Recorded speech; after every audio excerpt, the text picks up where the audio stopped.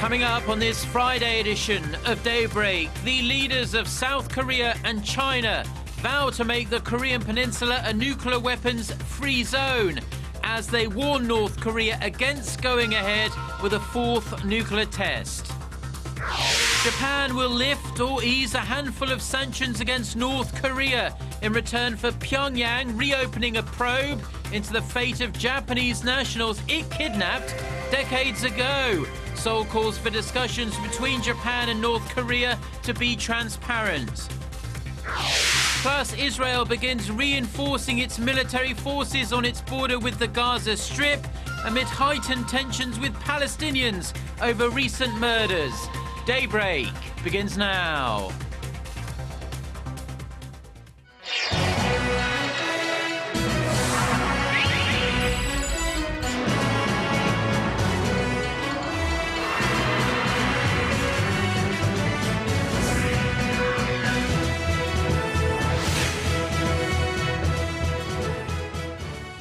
Hello and thanks for joining us. To our viewers around the world, it's 6 a.m. on Friday, July 4th. Here in Seoul, I'm Mark Broom, and you're tuned in to Daybreak. Our top story this morning, the leaders of South Korea and China have reiterated that they are firmly opposed to the development of nuclear weapons on the Korean Peninsula. In a joint declaration following summit talks Thursday, President Park Geun-hye and visiting Chinese President Xi Jinping also said the two countries would strengthen economic and cultural cooperation. There was, however, no specific mention of Tokyo's recent historical denials. Choi Yoo-sun starts us off. President Park and Xi's message for North Korea Thursday was certainly a step up from last year's use of the phrase grave threat regarding the North's nuclear program. 저와 시 주석님은 한반도에서의 핵무기 개발에 확고히 반대한다는 입장을 재확인하고 Denuclearization, peace and stability on the Korean Peninsula would benefit all six-party talk nations, and the participating members should achieve these through dialogue and negotiations.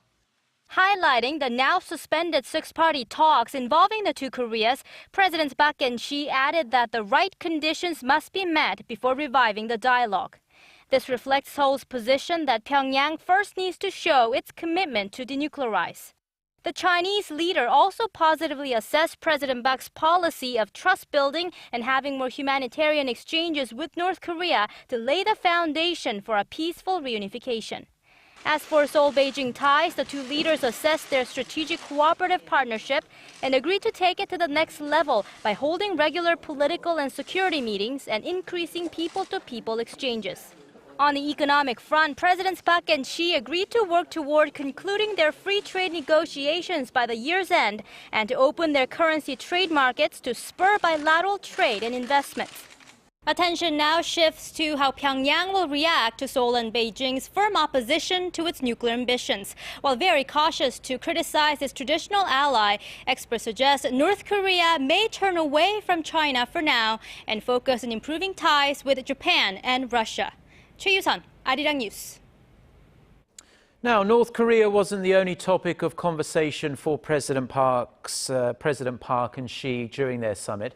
Economic matters were also very high on the agenda, and both leaders came to a number of agreements to strengthen their bilateral business ties. Hwang Sang-hee reports.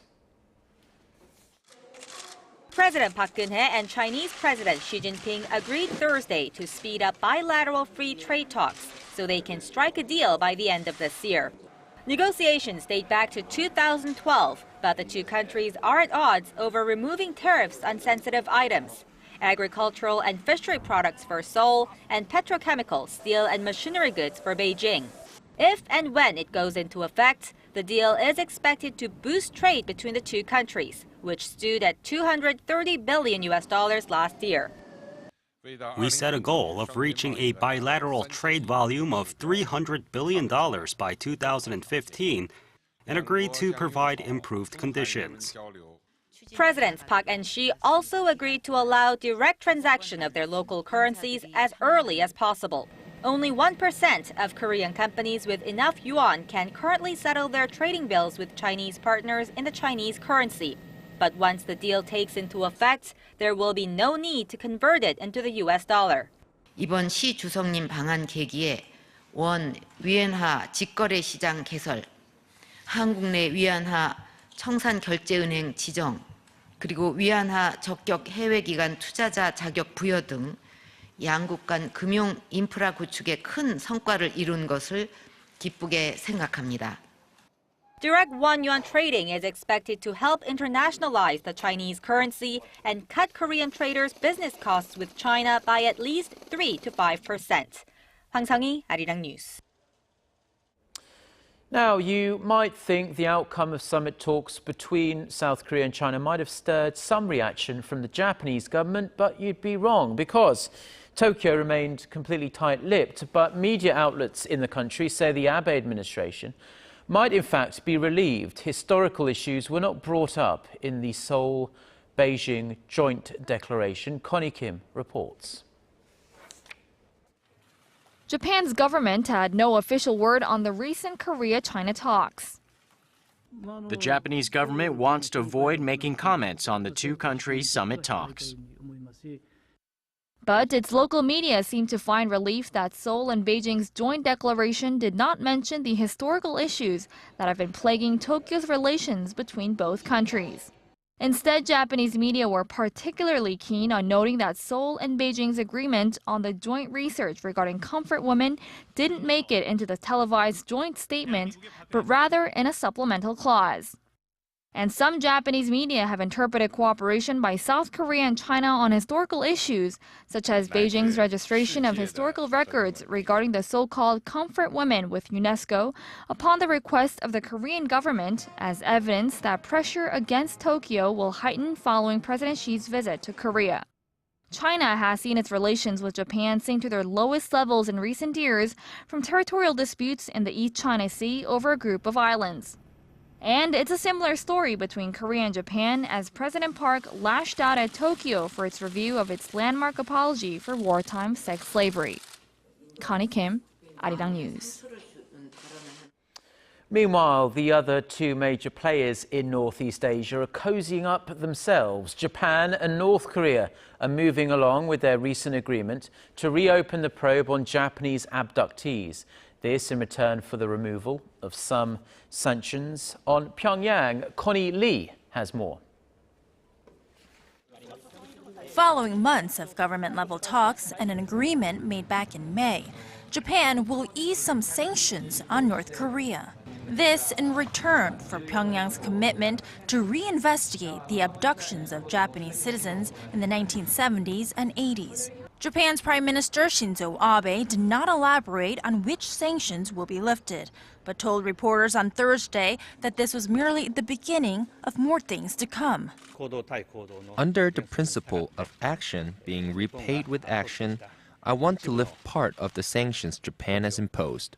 However, this is just a start. The bilateral sanctions that Japan could be lifting include travel bans to and from Pyongyang, restrictions on how much money can be sent or brought into the communist state, and port calls by North Korean ships to Japan. In 2002, North Korea admitted to abducting 13 Japanese citizens in the 70s and 80s to help train their spies. Pyongyang called the case closed after returning 5 people back to Japan and declaring that the 8 others were dead. However, Japan has since disputed that and believes even more people were kidnapped. The abductee issue is a very serious human rights issue and something specific to our country. Now in 2014, North Korea says it is launching a new committee to look into the case. And according to the Sankei newspaper, North Korean leader Kim Jong-un will oversee it. We have been informed that North Korea has completed its preparations and is ready to begin. So we think they indeed will do so. Connie Lee, Arirang News. Now, the South Korean government has expressed concern, some concern at least, about Japan's decision to lift some of its sanctions against North Korea after, as we just saw in that report, Pyongyang agreed to begin a reinvestigation into the fate of those Japanese nationals who were abducted by the North in the 1970s and 80s. Foreign Ministry spokesperson No Kwang-il said Thursday that the process should be carried out in a transparent manner so that it doesn't undermine Seoul and Washington's efforts to get North Korea to give up its nuclear ambitions.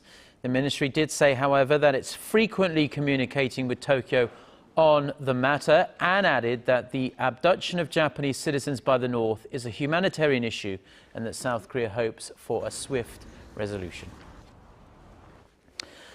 Pyongyang isn't ready to take no for an answer, from Seoul, that is, at least. Less than 2 days after South Korea turned down a proposal out of Pyongyang to end all cross-border hostilities, North Korea has reached out yet again. A piece published Thursday in North Korea's state-run Nodong Shinmun newspaper said Seoul should take Pyongyang's peace offering seriously rather than questioning its motive. Earlier this week, North Korea proposed that both Koreas stop slandering each other and suspend all military hostilities. Seoul turned down that offer just 1 day later, calling it nonsense and insincere.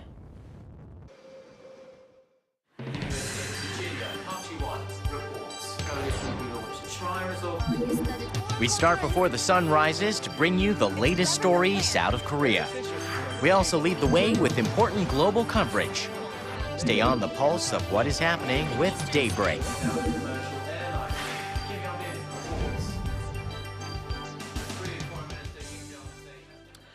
Now, in economic news, many expect Korea's strengthening currency, the Korean won, will breach the psychologically important 1,000 won level against the US dollar later this year. Now, this is great for Koreans planning a trip to the States, but for the domestic economy already suffering from sluggish domestic demand, it's not looking nearly as good. Our Hwang Jie has the details. This company exports clothing to around 10 countries like the United States and Japan. It receives orders from foreign buyers around 5 months before it actually ships the products, and the foreign exchange rate is not moving as they expected. Back then, we thought the local currency would be trading at the 1,100 level, but it's about to breach the 1,000 level, and we are taking a massive hit. It's local small and medium-sized exporters like this one that remain vulnerable to the strengthening of the won, unlike large companies, which can dodge currency fluctuations by diversifying settlement currencies and raising overseas production. The Korea Federation of Small and Medium Business says that 9 out of 10 small and medium-sized exporters saw their profitability drop in May due to the strong won. The local currency has been continuing its appreciation trend since then. Making matters worse is that the currency woes come at a time when domestic demand remains sluggish, with Korea's economic recovery relying on a gradual export-led process. Experts say the strong won trend is casting clouds on the overall domestic economy. The won is the only currency that's strengthening among major currencies, while the global economy is not picking up pace. So the strong won trend could dent the nation's exports and eventually slow its overall pace of economic recovery. Experts say what's most worrying is the pace of appreciation and point out that if it strengthens too fast, local exporters won't have time to prepare for the change. Hwang Ji, Arirang News. Now, 2 Coast Guard officials have been arrested on charges of failing to carry out their duties at the time of the Seoul Ho ferry disaster. The district court in the southwestern city of Gwangju says one is a 43-year-old center leader of the Jindo VTS control center, and the other is a 39-year-old CCTV footage administrator. The court says the control center was unable to detect early signs of unusual activity over the waters they were monitoring on the morning of April 16th.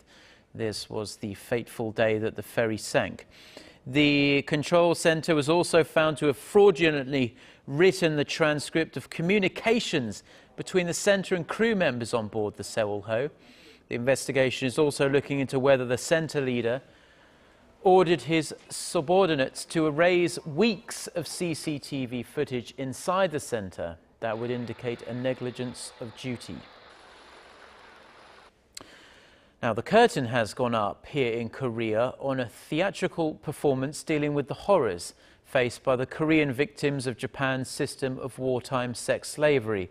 The play's Japanese creator says Tokyo cannot have a clear conscience, accusing the victims of being liars when there is so much evidence to prove otherwise. With more, here's our Park Ji-won. In this monologue play, former wartime sex slave Young Ja recounts her life story. When she was young, Korea was under the Japanese colonial rule, and she was sent to Japan thinking she was going to work in a factory. Upon her arrival, however, she was forced into sexual slavery. She was just 14 years old. The play's creator says the piece is titled Liar Young Ja, as it accuses the Japanese government of making former sex slaves liars.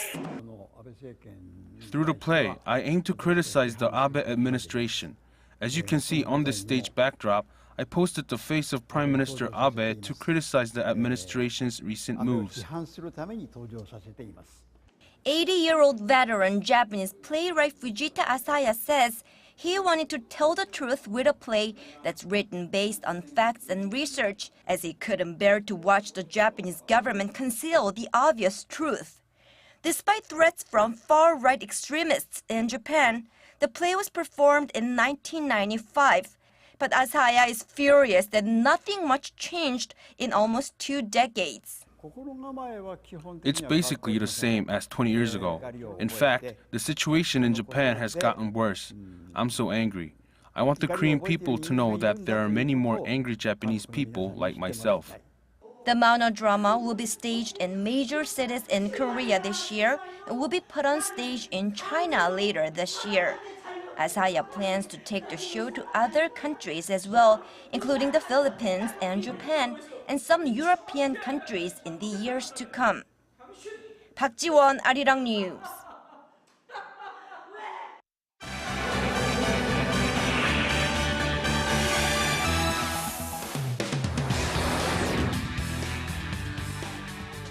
Time now for a look through the international headlines we're following on this Friday morning. For that, we turn to our Eunice Kim standing by at the news center. Good morning, Eunice. Good morning, Mark. Street battles continue to break out in East Jerusalem, triggered by news of the killing of a Palestinian teen. As 17-year-old Mohammed Abu Kuder was laid to rest, angry Palestinians in the teen's neighborhood hurled stones and firebombs at Israeli security forces, who responded with rubber bullets, tear gas, and smoke grenades. Israeli investigators have yet to confirm the circumstances of Kuder's death, but it has raised suspicions of a reprisal attack against the kidnap and murder of 3 Israeli teens whose bodies were found days earlier. Meanwhile, Israel has reinforced its border with the Gaza Strip after some 30 rockets were fired into Israeli territory. The Israeli Air Force had launched some 70 airstrikes against Hamas targets in Gaza in recent weeks.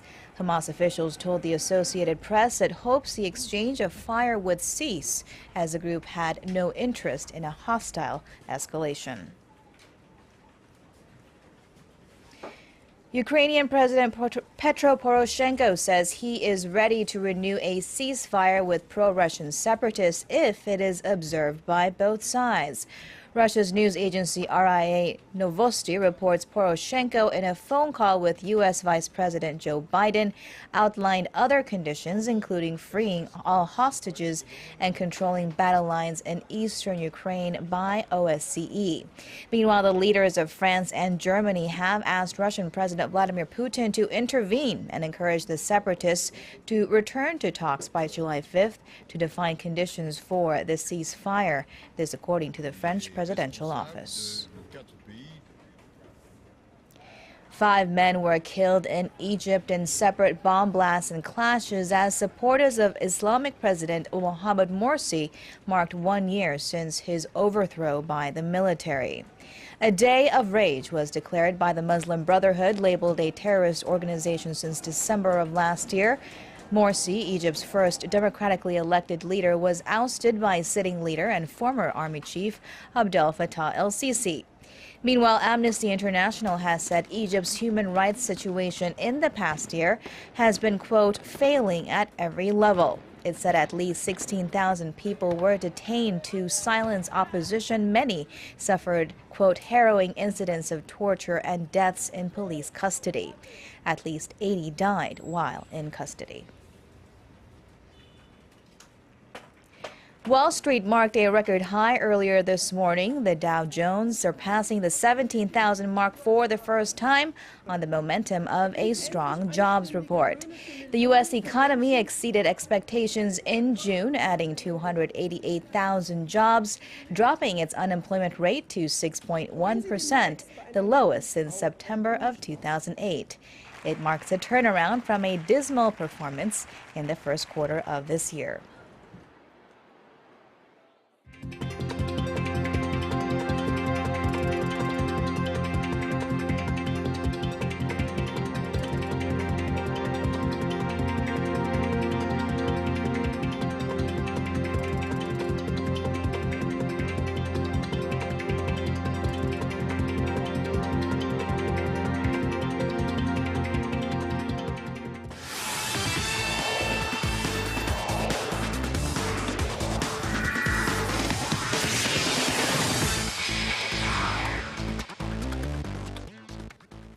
And TGI Friday, everyone, as we kick things off with the South Korean national football team. Now, earlier yesterday, the KFA announced that manager Hong Young-bo will continue his role as the head coach of the national team, which is good news for some. But what's next for him and his team?